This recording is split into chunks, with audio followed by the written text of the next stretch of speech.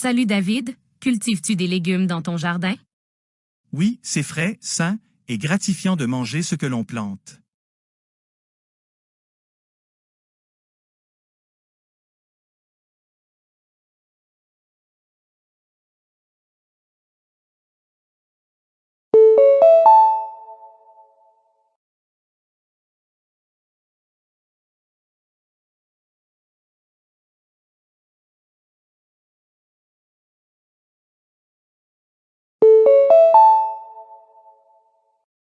Bonjour Emma, vas-tu régulièrement à la salle de sport? Oui, cela me maintient en forme et aide à réduire le stress.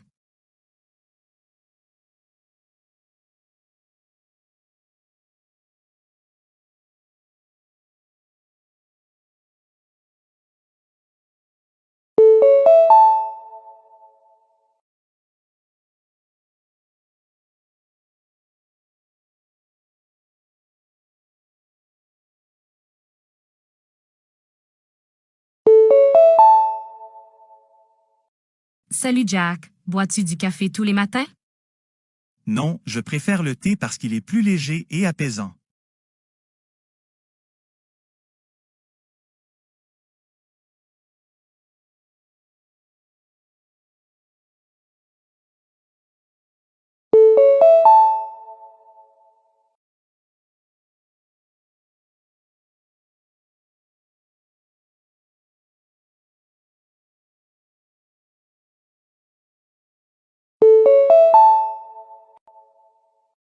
Bonjour Kate, dors-tu tôt le soir? Oui, cela me donne plus d'énergie pour le lendemain.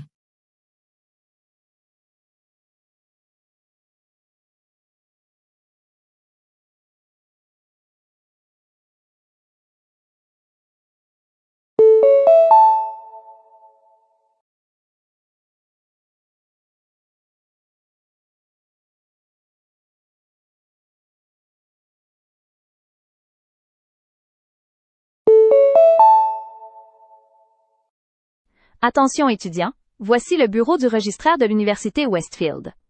L'emploi du temps des examens finaux pour tous les cours a été publié en ligne. Veuillez vous connecter au portail étudiant pour consulter vos dates et lieux d'examen. Il est essentiel de vérifier régulièrement les mises à jour ou modifications. Nous vous souhaitons bonne préparation et succès à vos examens à venir.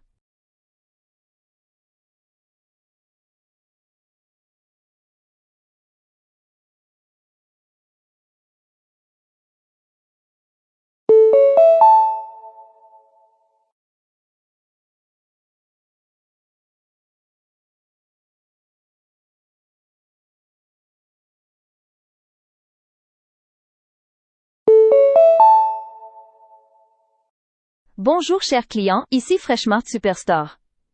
Cette semaine seulement, nous offrons des réductions spéciales sur les fruits frais, légumes et produits laitiers. Les clients peuvent aussi gagner des points de fidélité doublés sur les achats effectués avant dimanche soir. Ne manquez pas l'occasion de faire le plein d'articles sains à prix réduit. Venez dès aujourd'hui dans le Freshmart le plus proche et profitez des économies tout en achetant des produits de qualité.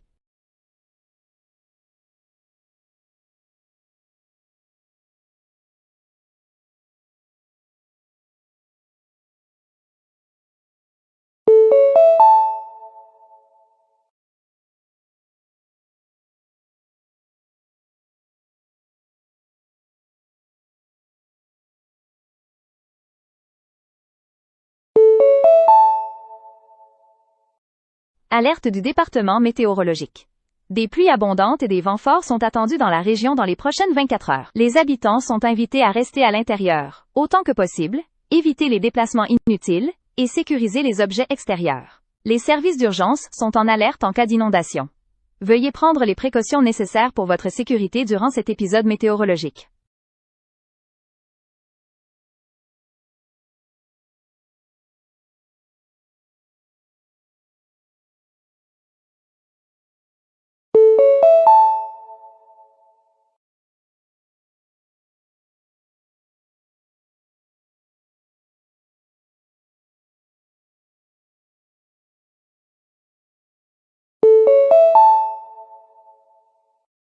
Bonjour, ici l'Hôtel Grand Plaza. Nous appelons pour confirmer votre réservation d'une chambre double du 10 au 12 juin. L'enregistrement commence à 14 heures et le départ doit se faire avant 11 heures.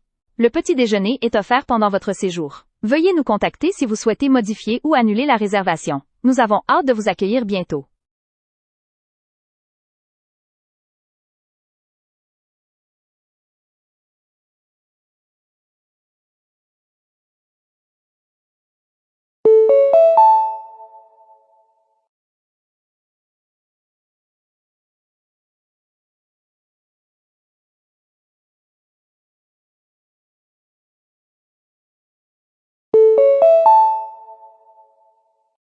Bonjour, ici le service des ressources humaines de Bright Future Ltd. Nous avons le plaisir de vous inviter à un entretien d'embauche, mercredi à 10 heures au siège. Merci d'apporter votre CV à jour et vos pièces d'identité. L'entretien comprendra un test écrit et une discussion personnelle. Veuillez confirmer votre présence en répondant à ce message.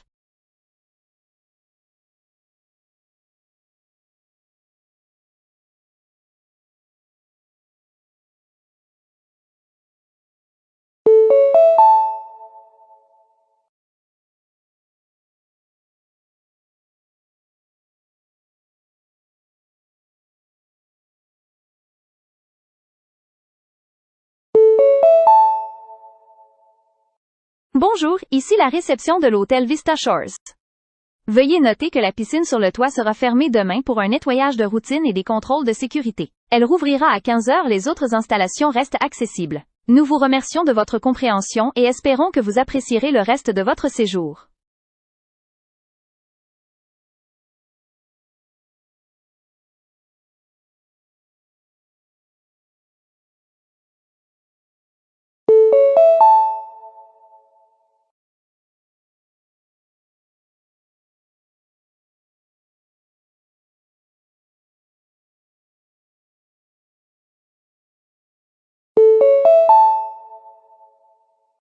Bonjour, ici le service de sécurité numérique de la banque Crestline. Nous avons détecté une tentative de connexion inhabituelle depuis un appareil non reconnu. Pour votre protection, nous avons temporairement restreint l'accès à votre profil bancaire mobile. Veuillez vérifier l'activité via votre adresse e-mail enregistrée ou nous contacter immédiatement si elle n'est pas autorisée. Merci de rester vigilant.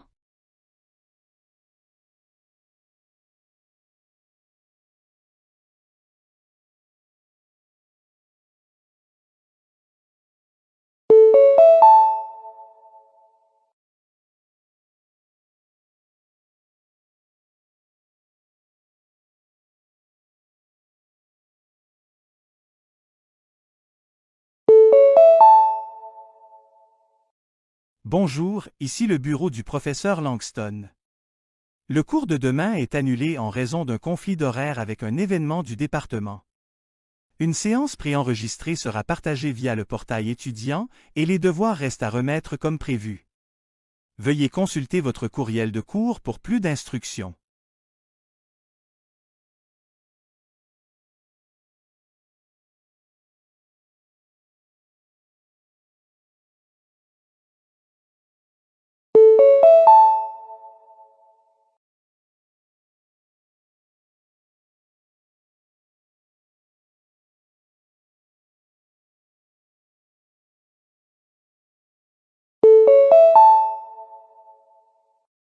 Bonjour, ceci est un rappel de courtoisie du département des véhicules motorisés.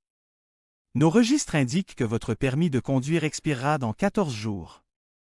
Pour éviter toute interruption de vos privilèges de conduite, veuillez effectuer votre renouvellement en ligne ou en personne. Consultez dmv.gov pour les documents requis lors de votre rendez-vous.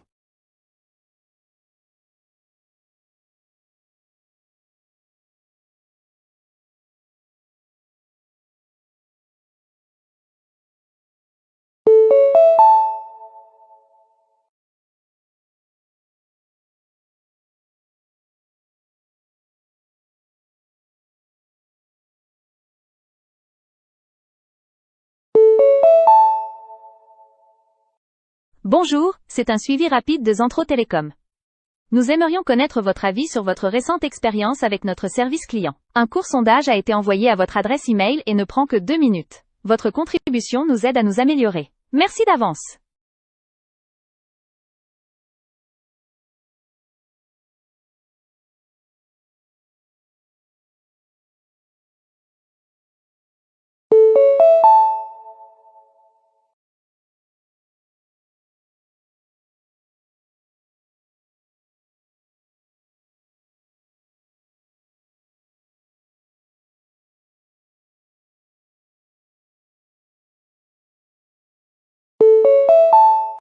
Personne 1. Je consacre au moins 30 minutes par semaine à explorer des listes de lecture organisées sur les plateformes de streaming, je lis des blogs musicaux et je suis des artistes indépendants sur les réseaux sociaux. J'assiste à des concerts locaux et j'achète des vinyles de groupes émergents. Je tiens une liste des nouvelles chansons à réécouter et je partage mes préférés avec mes amis pour recueillir leurs avis. Personne 2. Je me fie principalement aux recommandations algorithmiques et je consulte parfois les classements. Si un ami mentionne une chanson, je l'écoute, mais je ne cherche pas activement de nouveaux genres.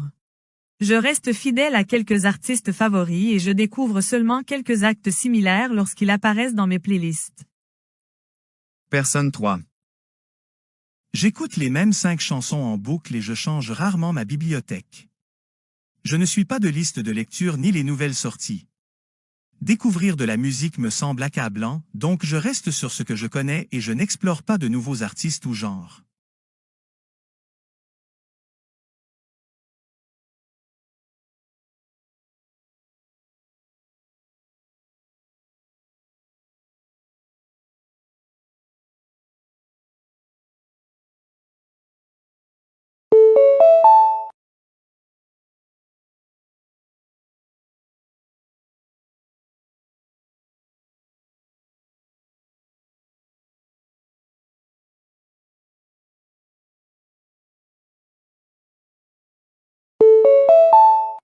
Personne 1. Je lis au moins 20 avis par produit, en me concentrant sur les commentaires à 5 étoiles et à 1 étoile, et je cherche des thèmes récurrents. Je vérifie si les critiques incluent des photos authentiques et des remarques utiles.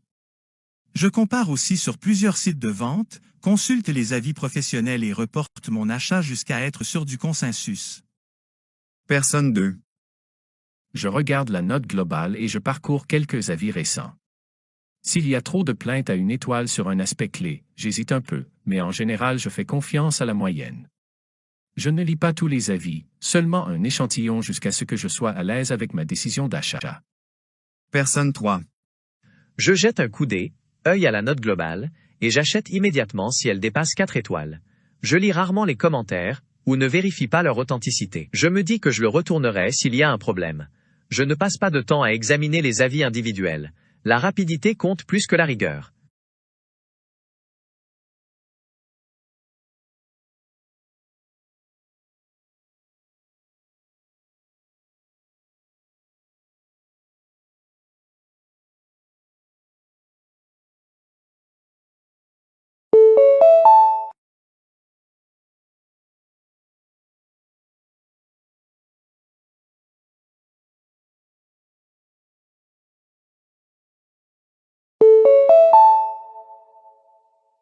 Ici Energy Matters FM. Partout dans le monde, les pays s'efforcent de remplacer les combustibles fossiles par des énergies renouvelables. Les installations éoliennes et solaires atteignent des niveaux records, et le stockage par batterie améliore la fiabilité. Les partisans affirment que cette transition réduira les émissions et créera des emplois verts. Cependant, les sceptiques soulignent que l'extraction des métaux rares, nécessaires aux turbines et aux batteries, comporte ses propres coûts écologiques. De plus, l'approvisionnement irrégulier, lorsque le vent ne souffle pas ou que le soleil ne brille pas, rend le remplacement total difficile sans investissement massif. La question essentielle demeure, l'énergie renouvelable est-elle une solution parfaite ou simplement une étape nécessaire dans une transition plus vaste?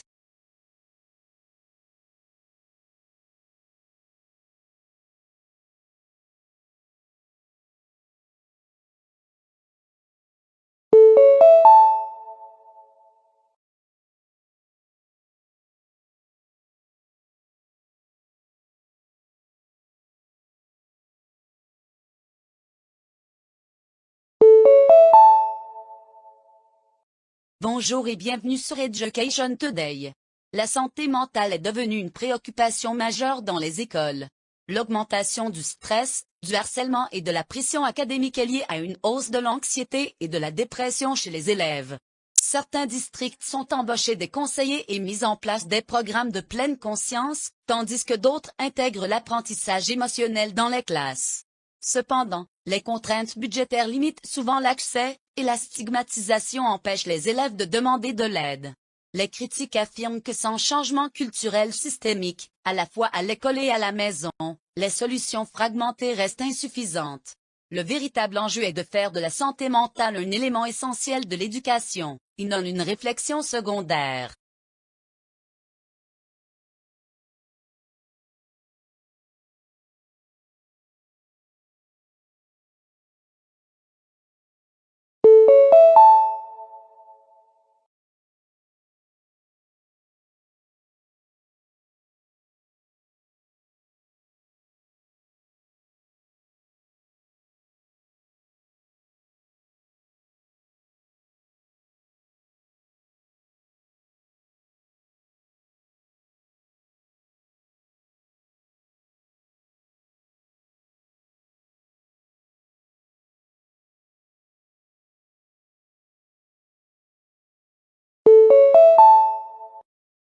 Professeur Moreno, les modèles économiques considèrent souvent la nature comme un élément externe, mais les économistes de l'environnement ne sont pas de cet avis.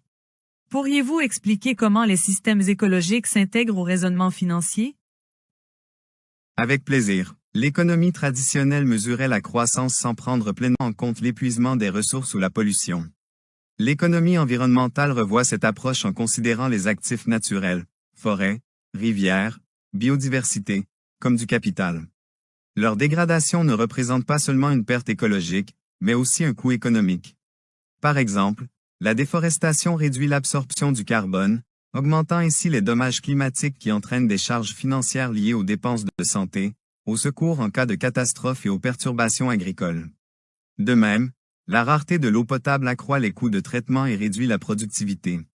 La valorisation des écosystèmes favorise des politiques durables, telles que la tarification du carbone ou les crédits de biodiversité. Ces mécanismes internalisent les externalités, alignant les incitations privées sur le bien-être public. Pourtant, leur mise en œuvre reste controversée, car les profits à court terme l'emportent souvent sur la durabilité à long terme. Sur le plan culturel, les sociétés diffèrent dans leur perception. Certaines considèrent la protection de l'environnement comme un devoir moral, d'autres comme un investissement stratégique. Les deux approches soulignent la nécessité de cadres économiques intégrant la résilience écologique.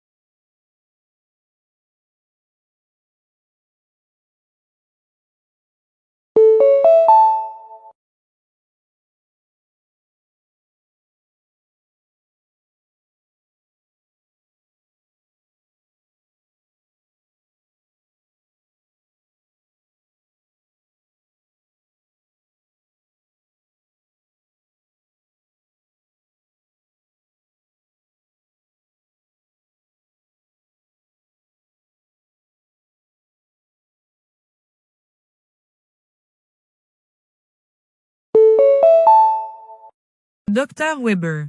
Les avancées biotechnologiques suscitent de grands espoirs mais aussi des dilemmes éthiques. Pourriez-vous exposer les principaux enjeux liés à la modification génétique chez l'être humain? Certainement, les technologies d'édition génique, telles que CRISPR, permettent de modifier précisément les séquences d'ADN. Bien que ces outils puissent éliminer les maladies héréditaires, ils présentent aussi de profonds risques éthiques. Les modifications de la lignée germinale, qui sont héréditaires, peuvent créer des conséquences imprévisibles sur plusieurs générations. Un enjeu majeur est l'équité. L'accès aux technologies d'amélioration pourrait aggraver les inégalités sociales, si seuls les groupes aisés peuvent se permettre des perfectionnements cognitifs ou physiques. Un autre problème est l'imprévisibilité. Modifier des traits complexes comme l'intelligence implique de multiples gènes et facteurs environnementaux, rendant les résultats incertains. D'un point de vue culturel, les sociétés diffèrent dans leur acceptation. Certaines privilégiant le progrès médical avant tout, tandis que d'autres insistent sur les limites morales et les considérations religieuses. Cette divergence complique l'établissement de réglementations internationales. En définitive, la biotechnologie présente une double promesse: soulager la souffrance d'un côté, et risquer d'accentuer les inégalités ou de provoquer des effets inattendus de l'autre.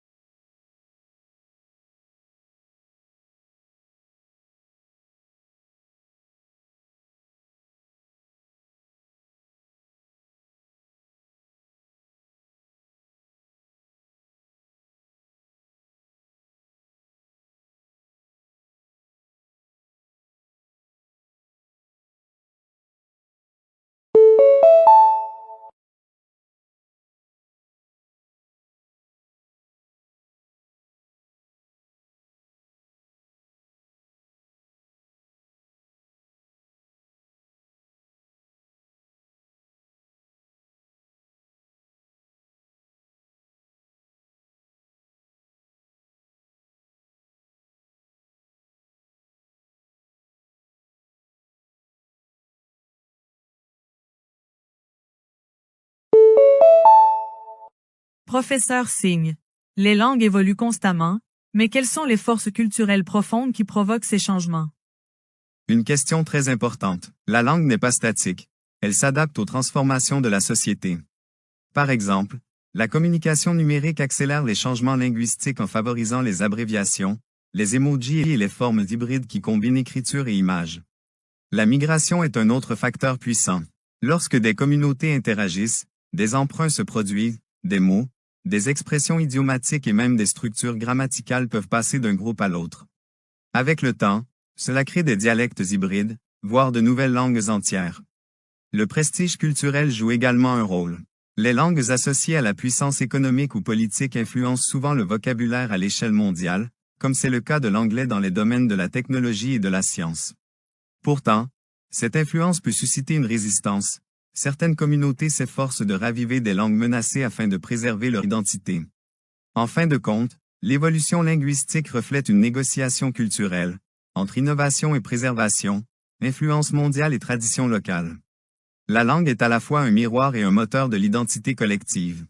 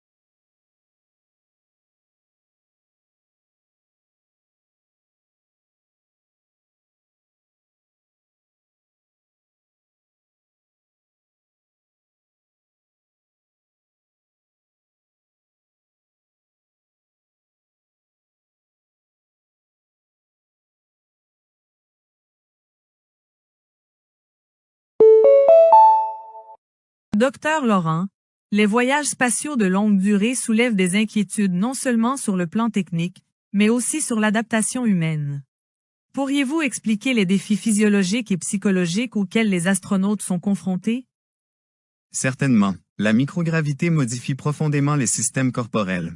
La densité osseuse diminue d'environ 1% par mois en raison de la réduction de la charge mécanique, et la masse musculaire baisse sans exercice constant. Le déplacement des fluides vers le haut du corps augmente la pression intracrânienne, ce qui peut altérer la vision. Sur le plan psychologique, le confinement prolongé et l'isolement amplifient le stress et peuvent réduire la motivation. Les cycles de sommeil sont perturbés, car les repères lumineux naturels disparaissent, entraînant une désynchronisation circadienne. Les dynamiques sociales au sein d'équipages restreints peuvent aussi générer des conflits, exigeant une forte résilience émotionnelle et des compétences de communication. Fait intéressant, certaines adaptations s'inversent au retour sur Terre, tandis que d'autres peuvent laisser des séquelles permanentes. La recherche menée à bord de la Station spatiale internationale est devenue cruciale pour concevoir des contre-mesures telles que l'exercice en résistance, les systèmes d'éclairage artificiel et les protocoles comportementaux. Au-delà des individus, ces découvertes éclairent les stratégies futures de colonisation. L'établissement d'habitats sur la Lune ou sur Mars exige non seulement des innovations technologiques, mais aussi une compréhension profonde de l'adaptabilité humaine. L'espace n'est pas seulement un défi d'ingénierie, c'est une expérience biologique et culturelle.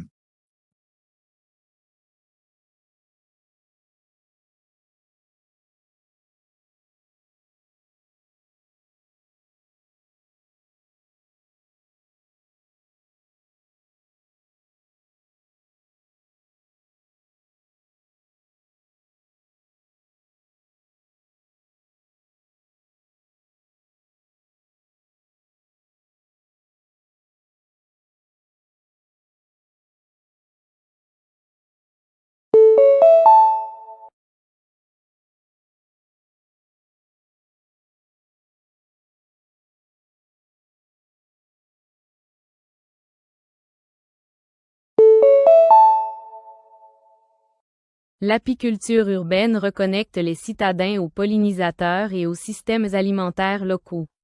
Les ruches sur les toits et les boîtes installées sur les balcons soutiennent la biodiversité tout en produisant de petites quantités de miel distinctif. Une apiculture responsable nécessite des connaissances sur la prévention de l'essaimage, la gestion des maladies et la communication avec les voisins afin d'éviter les conflits. Des programmes éducatifs dans les écoles et les centres communautaires démystifient les abeilles et encouragent la responsabilité environnementale. Lorsque les villes adoptent des plantations favorables aux pollinisateurs et des réglementations adaptées, les ruchers urbains deviennent des micro-écosystèmes qui profitent aux jardins, à la production alimentaire et à la culture écologique.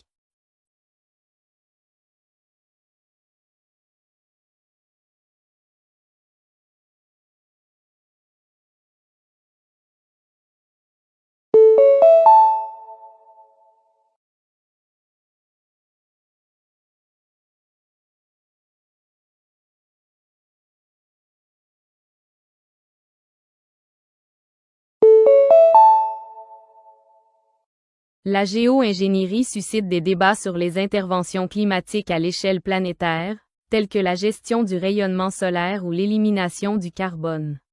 Les partisans soutiennent que ces outils pourraient faire gagner du temps face au réchauffement rapide. Les détracteurs mettent en garde contre les effets secondaires inconnus, les difficultés de gouvernance et le risque moral. La recherche se concentre sur l'évaluation des risques, la transparence et la coopération internationale afin d'éviter les actions unilatérales.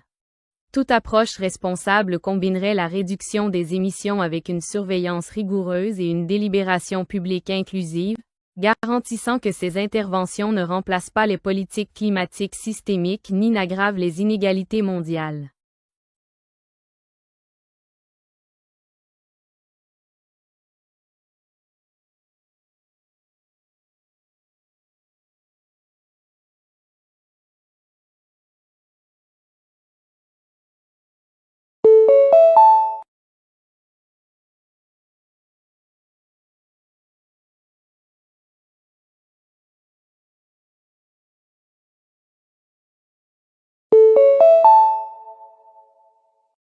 La neuroplasticité met en lumière la capacité du cerveau à se reconfigurer en réponse à l'apprentissage et à l'expérience.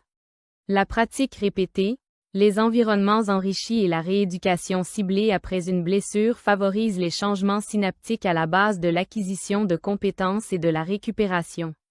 L'apprentissage tout au long de la vie, langue, musique ou passe-temps complexe, soutient la réserve cognitive et peut retarder le déclin lié à l'âge. Les thérapies qui exploitent la plasticité utilisent des défis progressifs et des retours d'informations pour modeler des circuits adaptatifs. Reconnaître la malléabilité du cerveau transforme la vision de l'éducation et de la réhabilitation en processus dynamiques et personnalisés plutôt qu'en destin figé.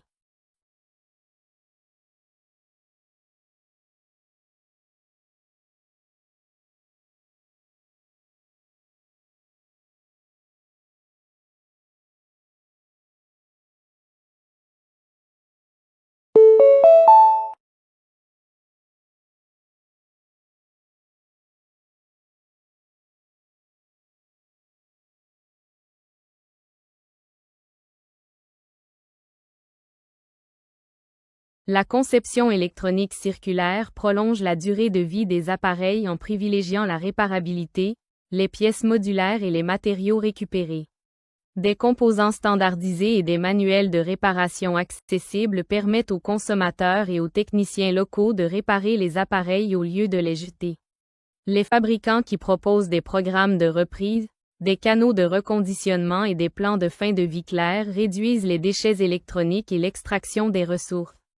Les leviers politiques, loi sur le droit à la réparation et incitation à l'utilisation de matériaux recyclés, alignent les motivations de l'industrie sur la durabilité, aidant les appareils électroniques à passer du statut de biens jetables à celui de produits durables et orientés services.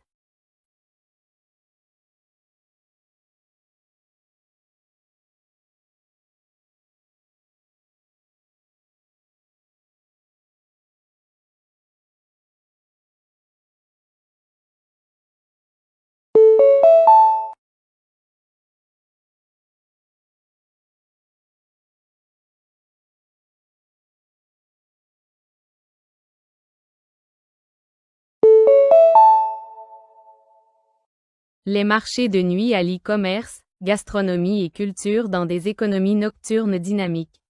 Les stands éphémères, les artistes de rue et les espaces de repas partagés animent les lieux publics après la tombée de la nuit, soutenant les micro-entrepreneurs et l'expérimentation culinaire.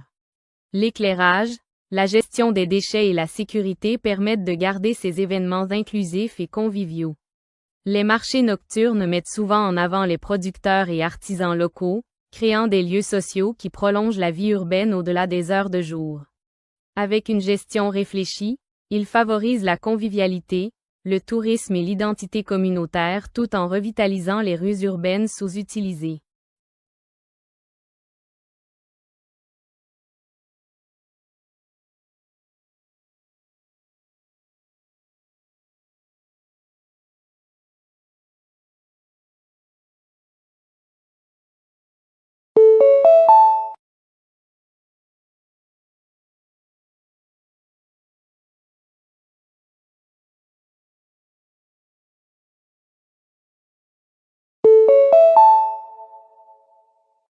L'écologie acoustique étudie les paysages sonores afin de comprendre les relations entre les organismes, les environnements et l'activité humaine. En écoutant les paysages, bruits urbains, chants d'oiseaux ou grondements des océans, les chercheurs détectent les changements écologiques, la présence d'espèces et les impacts humains. La cartographie sonore éclaire la conservation et la planification urbaine, aidant à concevoir des espaces plus calmes et plus sains. Les pratiques d'écoute enrichissent également l'appréciation culturelle des lieux. Protéger les habitats acoustiques et réduire la pollution sonore profite à la faune et au bien-être humain, restaurant des environnements auditifs favorables au repos, à la communication et à la biodiversité.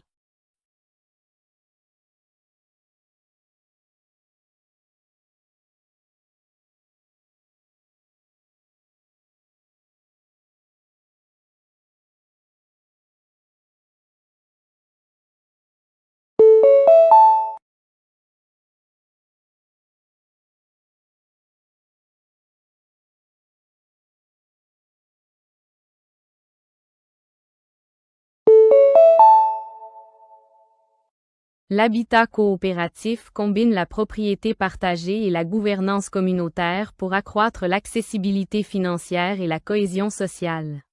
Les résidents gèrent collectivement les bâtiments, fixent les priorités d'entretien et prennent des décisions démocratiques concernant les nouveaux membres et les espaces communs. Les coopératives stabilisent souvent les quartiers en privilégiant l'occupation à long terme plutôt que la spéculation. Les modèles réussis allient gestion immobilière professionnelle et participation des résidents, établissant des règles flexibles qui équilibrent autonomie et responsabilité collective. Face à la hausse des coûts du logement, les coopératives offrent des alternatives résilientes, dirigées par les habitants, aux options purement axées sur le marché.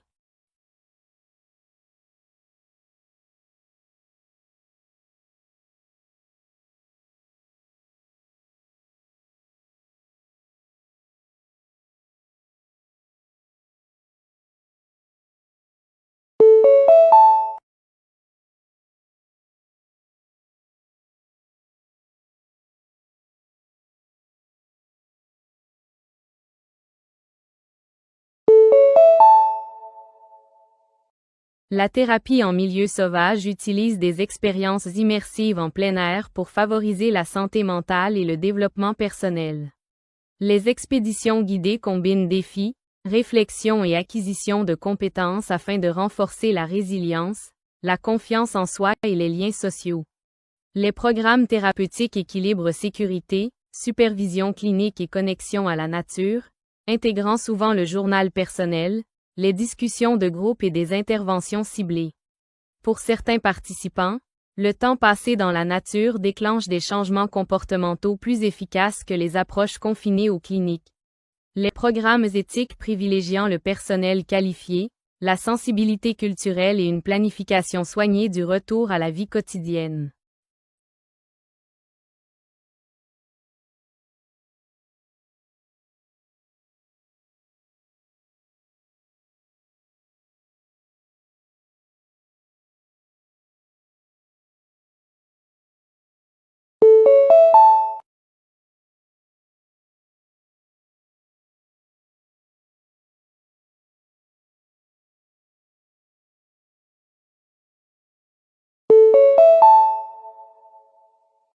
La remanufacturation restaure les produits industriels à un état quasi neuf grâce au remplacement de composants, aux tests et à la certification. Les pièces automobiles, dispositifs médicaux et équipements lourds bénéficient de cette approche circulaire qui préserve les matériaux et réduit les émissions de production. Un contrôle qualité rigoureux et des processus standardisés garantissent des performances équivalentes à celles des produits neufs, renforçant la confiance des acheteurs. Associés à une garantie et un étiquetage clair, les biens remanufacturés deviennent des choix durables et attrayants pour les entreprises et les consommateurs, réduisant la demande en matières premières tout en prolongeant la valeur des chaînes de produits.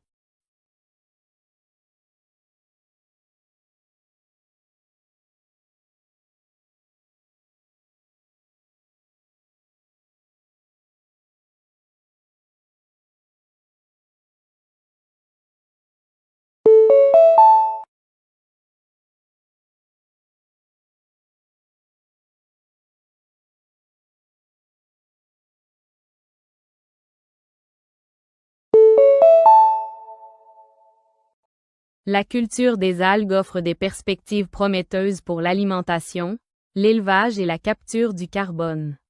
Cultiver des microalgues dans des bassins ou des bioréacteurs produit une biomasse riche en protéines, des huiles riches en oméga et des matières premières pour les biofertilisants ou biocarburants.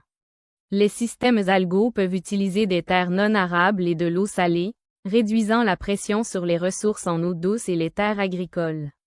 L'expansion nécessite des innovations rentables en récolte et en transformation, ainsi que des évaluations complètes du cycle de vie. Avec une intégration intelligente au flux de déchets et au recyclage des nutriments, la culture d'algues favorise l'économie circulaire et diversifie les systèmes de production durable.